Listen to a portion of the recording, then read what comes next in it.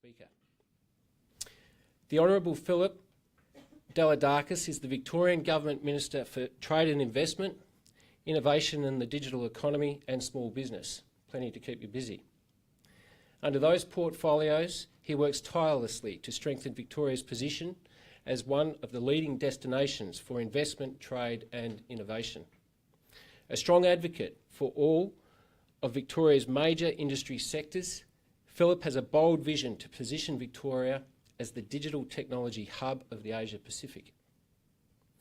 This work is paying off as the state starts to attract a host of global tech giants including Square, Slack, Zendesk, Timelio and LiveTiles to its thriving digital tech ecosystem.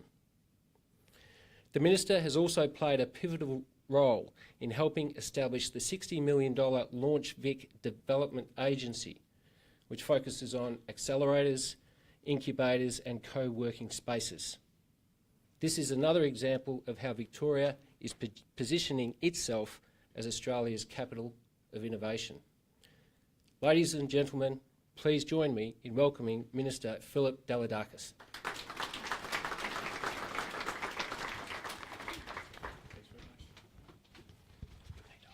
I need to hold this one, okay.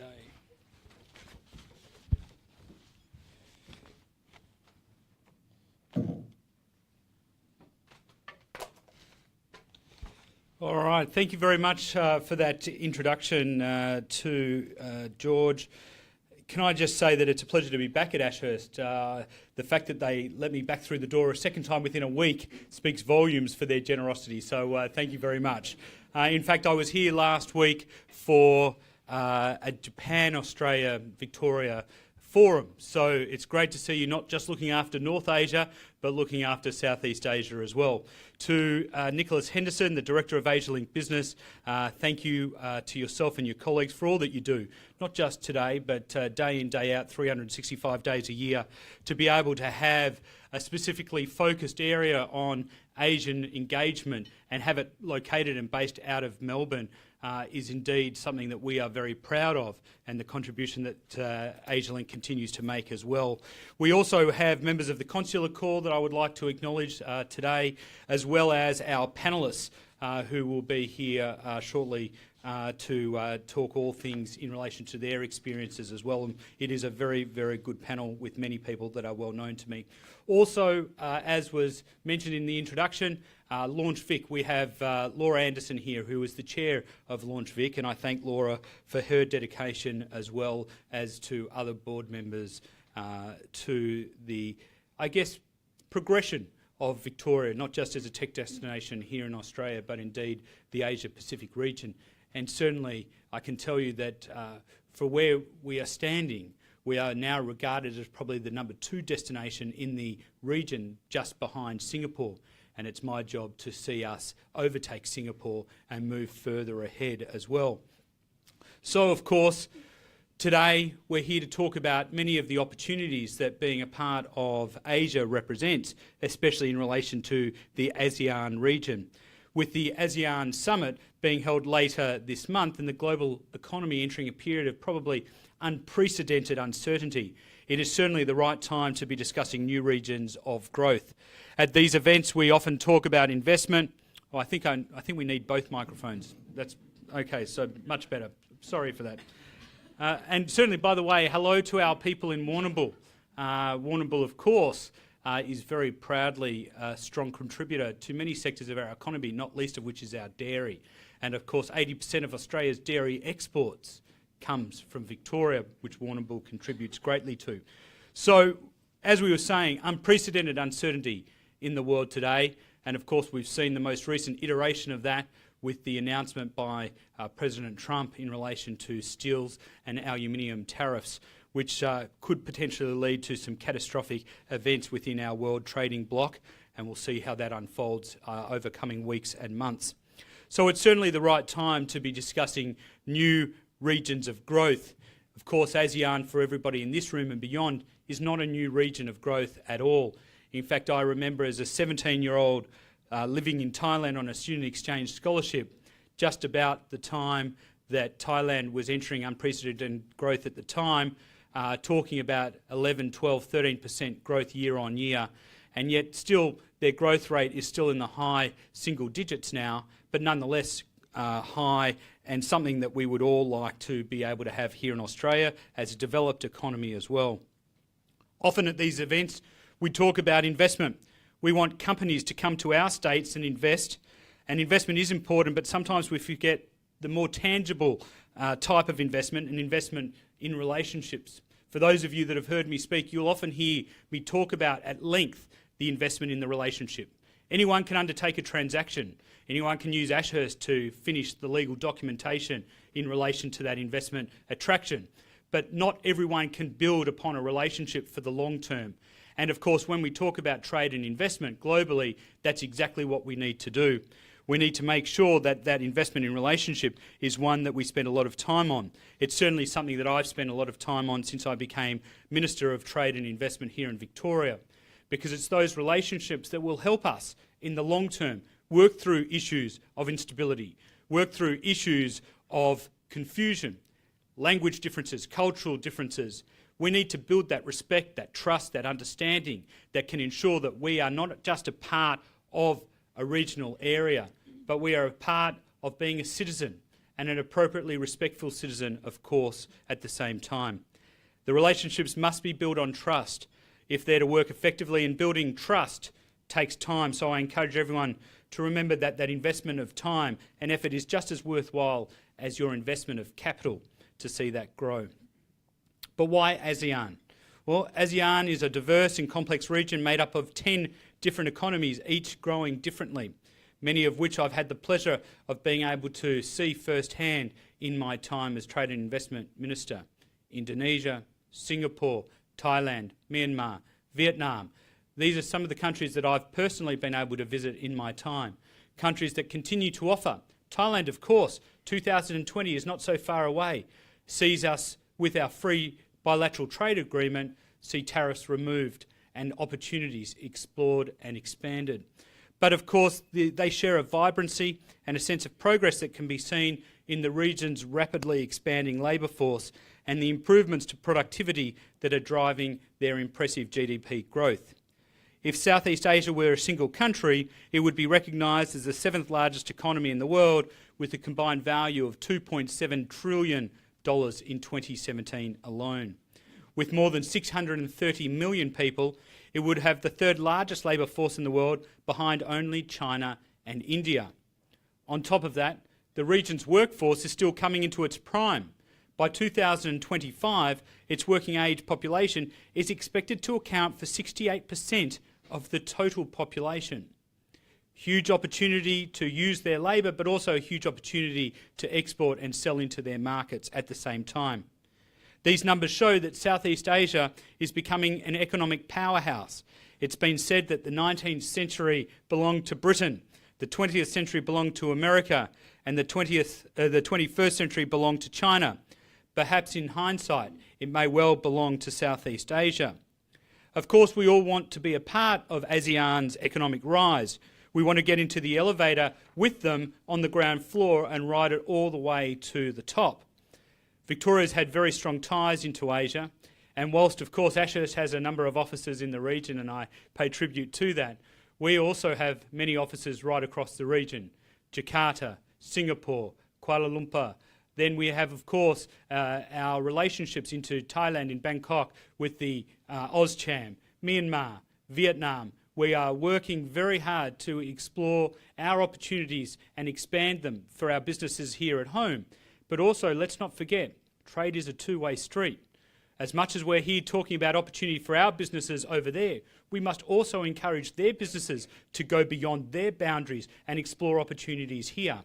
For once, the domain of the United States, investment becomes a singularly most important part of our economic growth here at home. So to be able to have countries and companies investing in our region here in Victoria becomes very important for our standard of living, and also for our opportunity to grow jobs and, of course, investment. But we, of course, also know that stable economies need a range of trading partners, so any volatility in one market is balanced with growth in another. Partnerships within the region will play a pivotal role in securing our economic future and ASEAN's fast-growing and vibrant economies are Victoria's opportunity to diversify. There is a strong link between ASEAN's growth and Victoria's goods and services. The region has a young and growing consumer base, as I mentioned earlier, but there are still skill shortages, and we believe Victoria can help fix those. In 2016-2017, Victoria's two-way goods trade with Southeast Asia was worth $15 billion, but with the region's consumer class set to double from 67 million to 125 million people by 2025, there is a lot of work to do to take advantage of that growth. Right now, Victoria is known across ASEAN for world-leading clean and green food and fibre, but our expertise and talent in services is beginning to draw demand. Part of this demand is coming from ASEAN's rapid digital evolution, the scale of which is significant thanks to cheap and accessible devices and improved connectivity. Just alone when I was in Myanmar, the growth statistics within smartphone capability there is enormous. Given the country has gone from zero to hero in telecommunications, it is no surprise that 80% of their consumers use smart devices, leading the region, of course, in their technological advancement. According to Google, estimates there are more than 7,000 digital startups across Southeast Asia, 80% of which are in Indonesia, Singapore and Vietnam. And they're big numbers that are only going to grow and get bigger. E-commerce in Southeast Asia is projected to grow at 14% compound annual growth rate over the next 5 years. Only India is equal to this growth rate, and a stark contrast to China, which is widely regarded as the world's largest e-commerce market by numbers and predicted to grow at only 4%. Last week, we announced, of course, the regional headquarters for JD.com right here in Melbourne. With an online platform customer base of 266 million consumers just in China alone, you appreciate that e-commerce will not just drive growth and opportunity for businesses here at home, but eventually for businesses abroad to come back into our local market. We must be better prepared than we've ever been. We must be able to take advantage of those opportunities, not just at home, but abroad. Because if we can do it into customers' lounges and homes anywhere in the world, then their businesses can do it to our homes and businesses to their consumers, our consumers, of course, at the same time. Numbers like this are driving the Victorian Government's push to upskill our businesses to use new platforms like JD.com to take their products and services global. Of course, it's not just JD.com that have chosen Melbourne for their e-commerce regional headquarters. Alibaba has done it, of course, as well, and we're seeing new opportunities, for example, Amazon with their first logistics fulfilment centre to be created right here in Melbourne. Least of which, of course, we were the first city to attract a Costco, and we've seen the huge, tremendous growth that retail has, and they haven't even really begun to explore the e-commerce the way that Costco does in North America itself. We're well placed to take advantage of this growth. We are, without a doubt, the innovation and ideas capital of Australia, as something that, of course, I remain very proud of. Within the tech sector, which was spoken of in my introduction, we account for 38% of Australia's IT graduates in the country. New South Wales, 27%, Queensland, 17%. We already have an advantage. But we need to not rest on our laurels. We need to continue to push that advantage. We need to continue to attract some of the brightest companies, some of the newest companies as they develop around the world, so that we continue to be a destination of choice, not just for our businesses, but for our young people to stay, so that we don't necessarily have to have a conversation in 5 years' time about the knowledge drain, about our knowledge nation, which continues to support everybody else's economies, but struggles to then support our own. We need to make sure that this leaves us perfectly placed to take advantage of that to drive growth, both in the digital technology and innovation space, but also increase the two-way services between Victoria and the 10 ASEAN countries.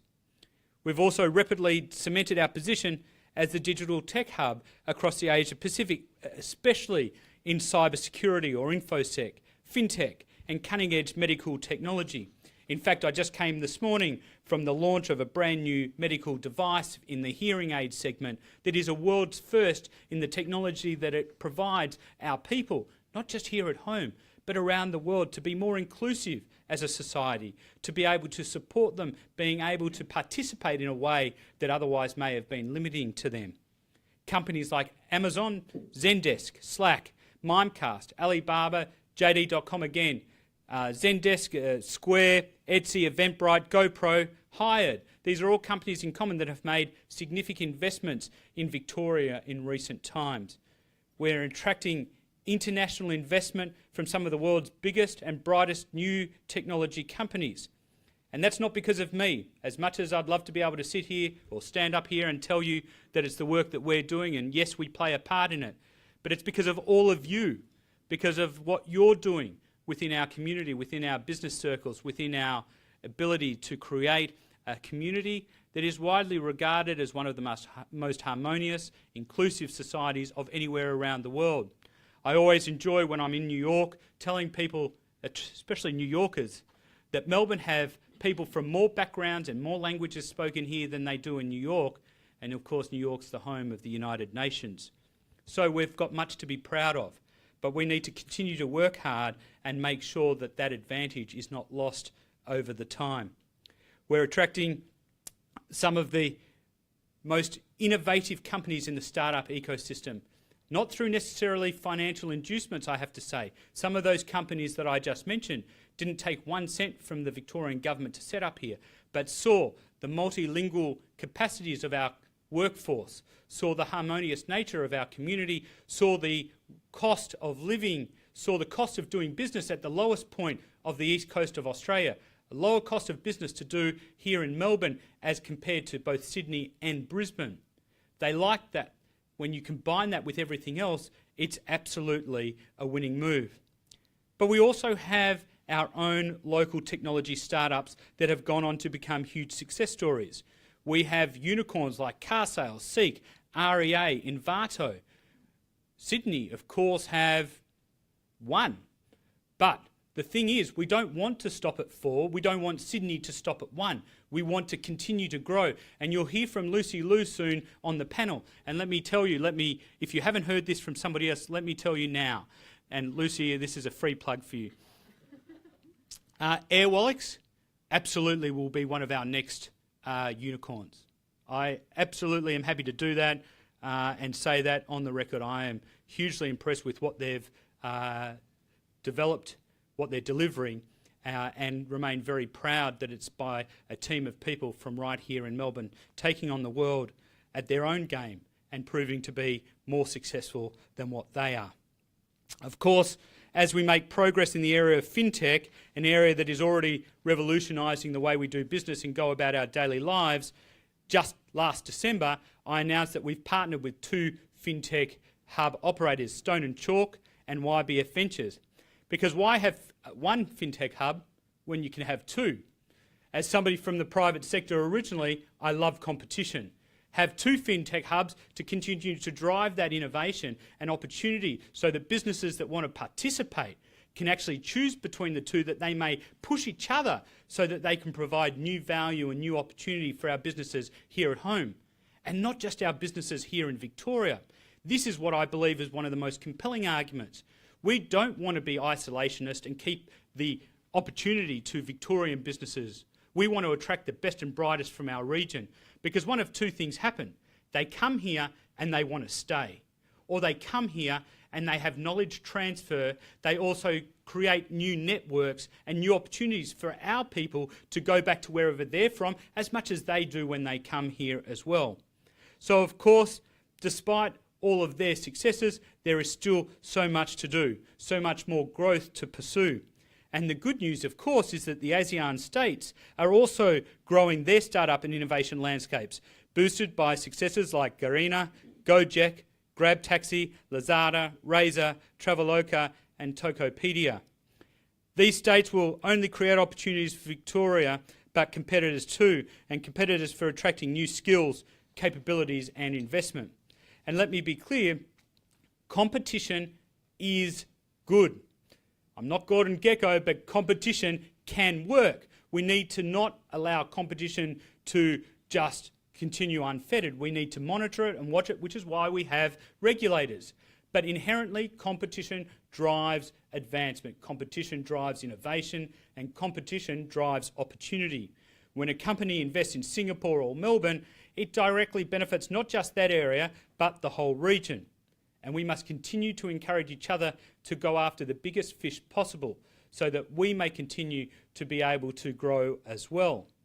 And with a strong startup sector, investment from multinational companies and growing economies, our region is a launch pad from which businesses from around the world can vault into new markets, not just in our region, but right around the world.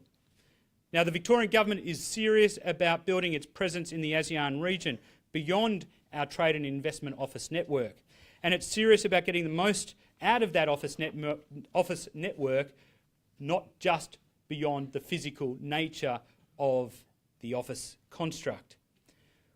We have, of course, as I mentioned earlier, our trade network impressively right throughout the ASEAN region. But we're launching a fresh drive to sharpen our focus on ASEAN markets. Today, I can announce that we will be preparing a Victorian Government ASEAN Trade and Investment Strategy to build on our existing relationship across the region. This builds upon existing strategies which we've done in China and India, which the Premier has launched over the last few years. In fact, the Indian strategy was launched just in January as the Premier went and led a trade mission to India itself. This will be the second regional strategy that we have embarked on, the first being the Latin American strategy, which I look forward to launching later this year as well. And of course, what this does is it helps to focus our key relationships on this key region right here at home.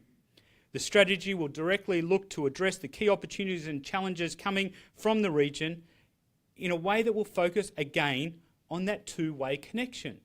This is not just about Victorians abroad.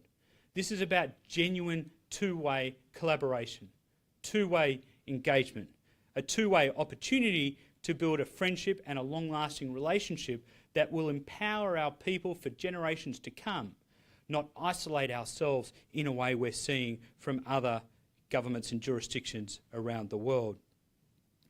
I am today officially opening the consultation period, so you can have your say in the way that we structure the strategy, and we can strike at the heart of commercial activity and those people-to-people links that I believe are so important. I want to close by encouraging everyone here to think about that opportunity to work together, that opportunity to build new relationships, and that opportunity to grow and thrive. The Victorian Government remains committed to making sure that we all benefit from these opportunities, and we will continue to work hard to make our ambitions a reality. And I could think of no better time than to make that announcement in such an important day, in such an important week leading up to such an important event. Focus squarely and fairly around the opportunities that the ASEAN region have to contribute to us, and we have to contribute to them. Thank you.